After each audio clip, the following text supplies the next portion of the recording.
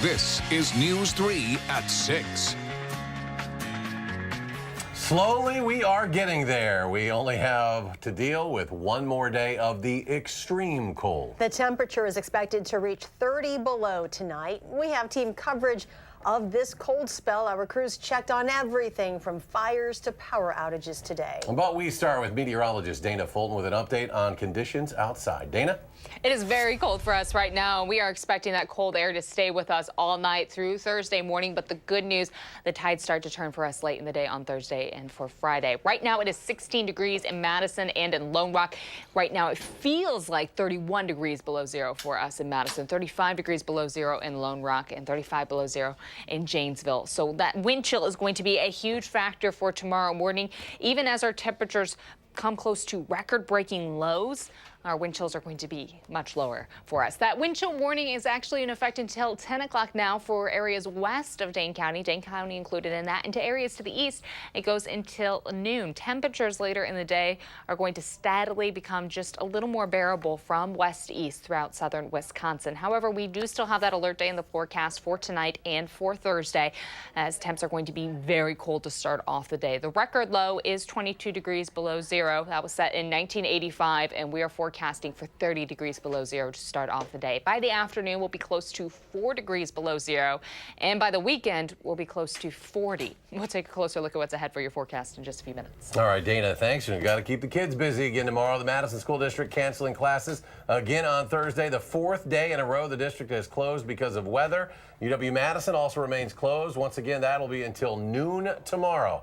We have a list of school closures for tomorrow running at the bottom of your screen, or you can check to see if it's one of the 140 closings or delays you're looking for listed on our website, channel3000.com. The United States Postal Service suspending regular mail delivery for a second day because of the extreme cold. Temperatures are expected to drop to minus 30 by 6 a.m. tomorrow. The cold is responsible for several early morning power outages in southern Wisconsin. Keely Arthur was in one of the hardest hit areas today and joins us with the very latest. Keely? Well, we were down in Mineral Point, Charlotte, where nearly 3,000 customers were without power this morning, but many of them took it in stride.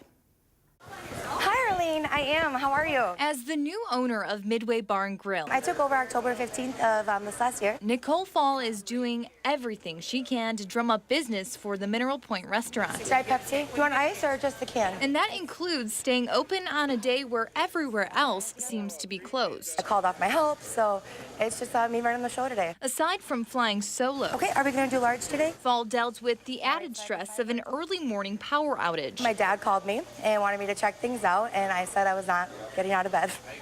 I just thought that there's nothing I can do. Alliant Energy managed to restore power to the 3,000 customers without it in Mineral Point within an hour or so, quick enough for Fall's refrigerator and freezer to stay safe. Obviously, extreme cold like this is not easy on anything. It wasn't the only area without an outage. There were issues in Beloit, Fitchburg, Grant County, Janesville, and Waldwick as well.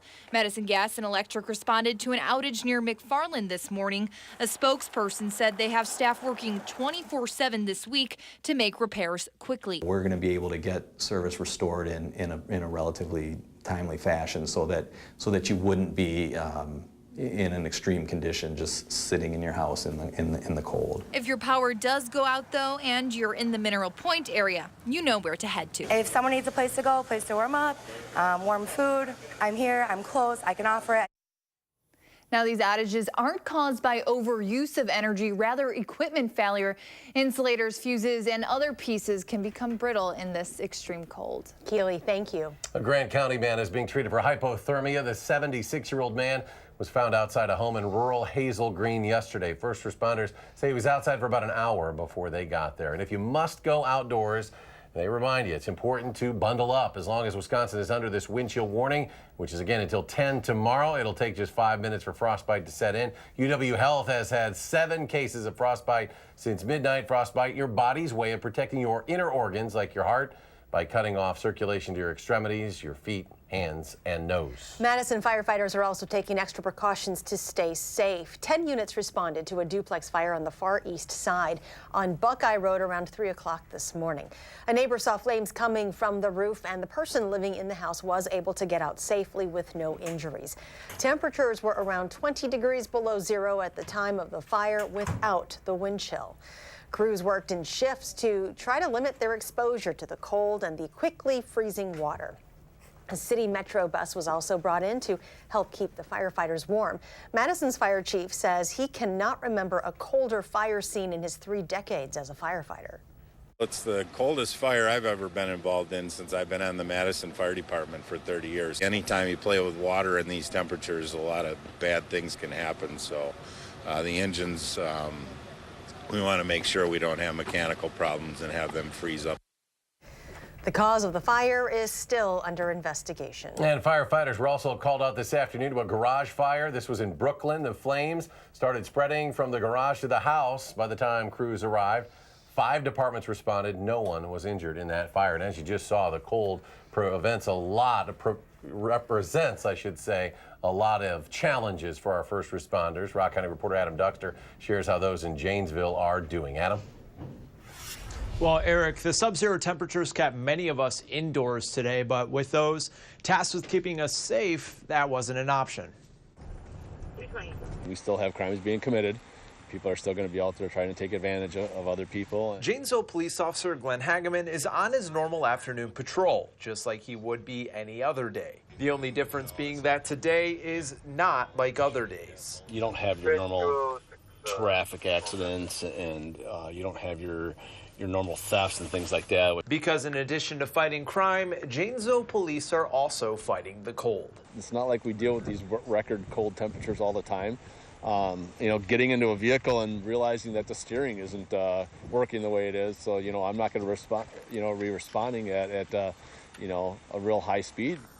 But it's not just the police who are braving the sub-zero temps today. Firefighters in Janesville worked for nearly 8 hours to put out a fire on Academy Street that started shortly after 2 this morning. And while it might be difficult, we can't just sit and think that our equipment's going to work 100% on cold temperatures like this either. Hageman says today more than ever, it's important first responders show up to work. Criminals still think like criminals, so their idea is, hey, if it's cold weather and then the cops aren't going to be out and around, then hey, I'm going to try to do something here, but we are out and about. And both fire and police have their strategies to staying warm. For the firefighters, they were working in shifts and using a metro bus to stay out of the cold. And Officer Hageman tells me he relies on the tried and true tactic of layering his clothes and just limiting time outdoors. And boy, we are glad all those men and women are showing up for work on these cold days. Adam, thank you so much. Utility crews are working to fix a broken main at Hilldale Shopping Center. Management noticed the water around 11 o'clock this morning flowing over the road near Motherhood Maternity, but didn't get into any stores. There have been 6 water main breaks today. 4 of the 6 have already been repaired. The Madison Police Department is suspending much of its parking enforcement. Alternate side parking has been suspended until Friday at 1 a.m. Also, street parking meters, which are struggling to work properly in this cold, will not be monitored in Madison until tomorrow at noon. This means you will be able to park your car at meters without paying. Madison city offices will again be closed tomorrow, but other local businesses should reopen. Willie Street Co-op, one of several places that decided to stay open today. Only the east and west side locations were open. The north side location was closed. Employees who didn't feel safe coming into work did have the option of staying home. Both the east and west side locations will close at 7 p.m. Well, this might be something to consider if you want to venture outside. A Madison record store, Strictly Discs, is holding its Fahrenheit sale. For every degree below zero, it equals the % off each sale. According to the store's owners, it's been years since it was cold enough to hold the sale, and regulars have been looking forward to it. Longtime customer and manager over there said, "Are you doing the sale?"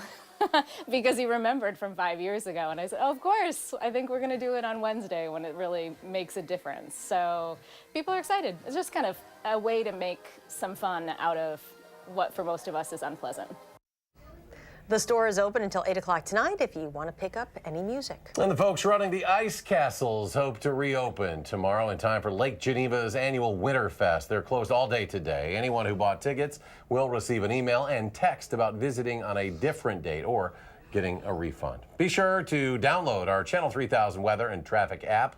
We're back with ways the cold is impacting the Henry Vilas Zoo in Madison. That's next at 6. Stay with us.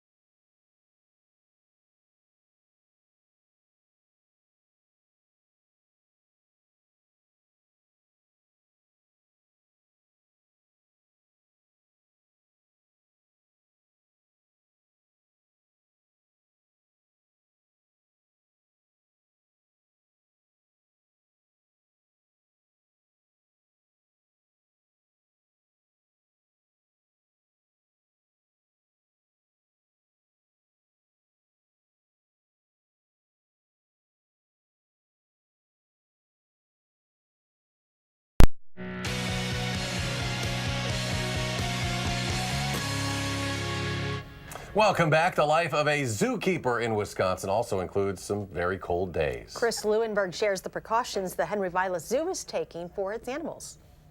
Oh, don't forget to share. Outside in the cold, the bison is in its element.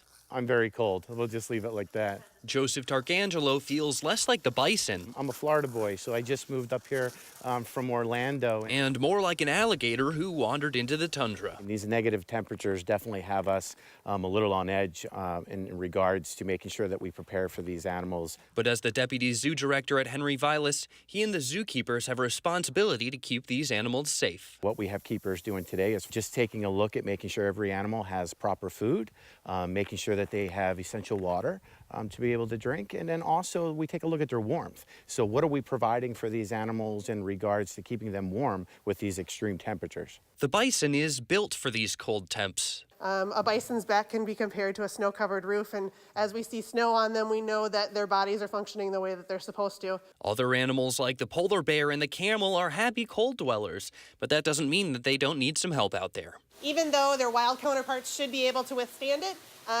we also do our due diligence to make sure that anybody in the zoo that isn't able to, hunker down in a den or something like that is given all of the proper tools to make them as comfortable as possible. Even though not everybody can be as warm as the bison, this Floridian says that it's still worth a trip to the zoo. It gives the public an opportunity to experience the elements just like the animals would. I'm Chris Lewinberg, WISC News 3.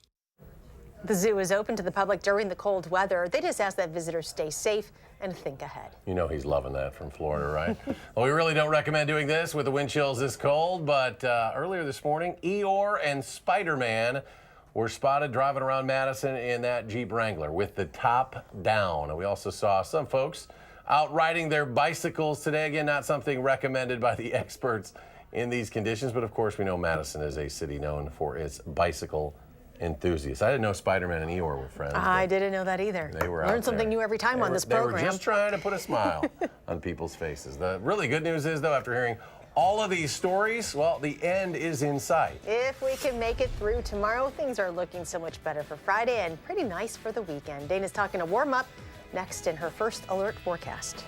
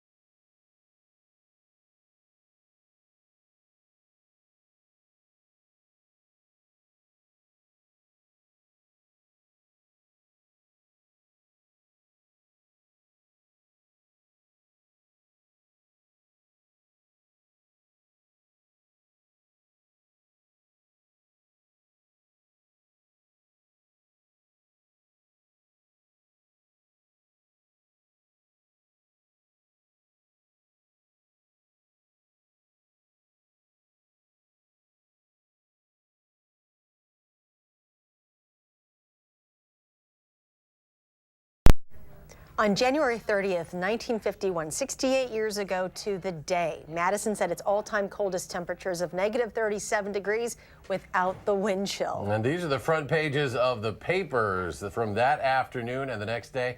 The UW-Madison burned almost 600 tons of coal in a 48-hour period. That's 3 times the amount it typically burned back then. Despite the cold, Madison schools were open on that day, although attendance, we understand, was down considerably. All right, we know that the weather's going to start warming up. What, about 24 hours there now? We're going to turn the corner, right, Dana? We really are. 24 hours from now, our wind direction's really going to shift. We're going to watch our temperatures become just a little more bearable, but I wouldn't call it mild until we get to this weekend. So if you can hold on just a little longer, stay a little bundled up for a little longer, things are going to be much more comfortable outside, less dangerous outside as well. We do still have our wind chill warning in effect to areas west of Dane County included. It will expire at 10 o'clock Thursday morning, and then areas to the east, it'll expire at noon tomorrow morning. So that trend, though, from west to east is really the direction that we are expecting our temperatures to steadily become a little more mild by tomorrow afternoon, or a little more tolerable by tomorrow afternoon, and then again more mild by the weekend.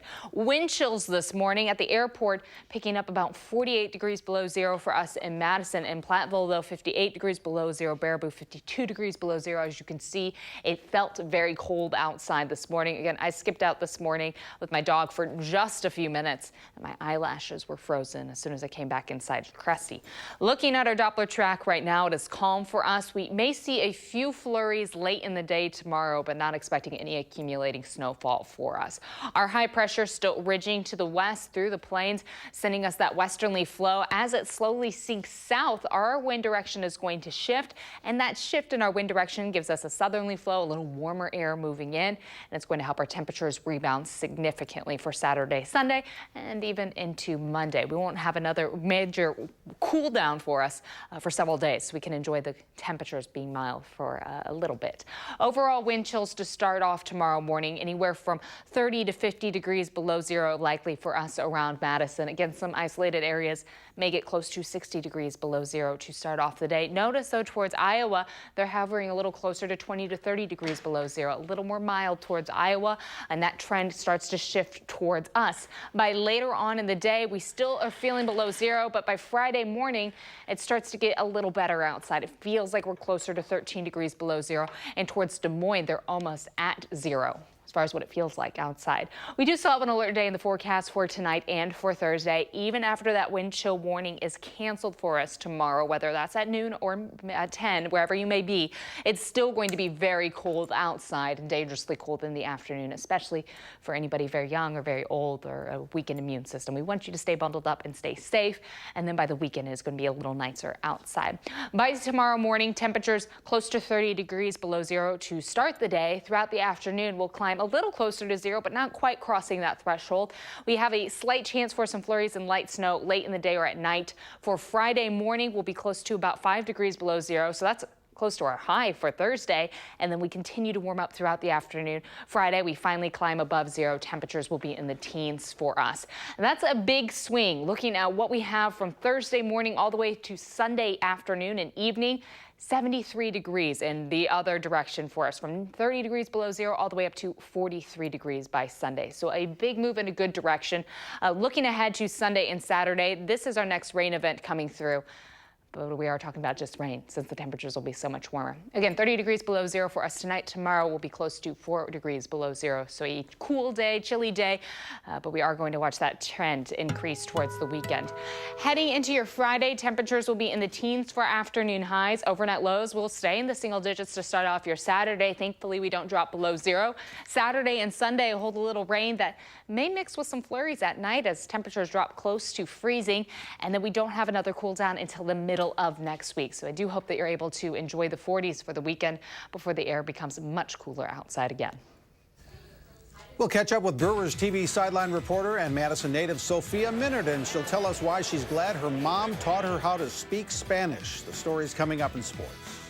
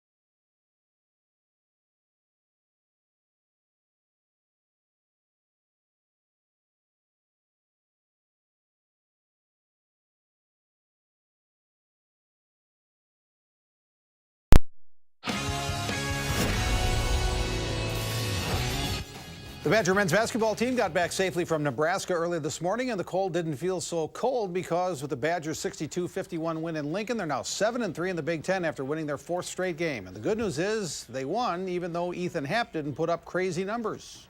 We like to be able to spread it out a little bit more and be more diverse and have other guys step up and not be Ethan Happ dependent. And obviously against the zone specifically, play through him in the middle of the floor, try to make good decisions, find guys, and guys were able to knock down some shots around it.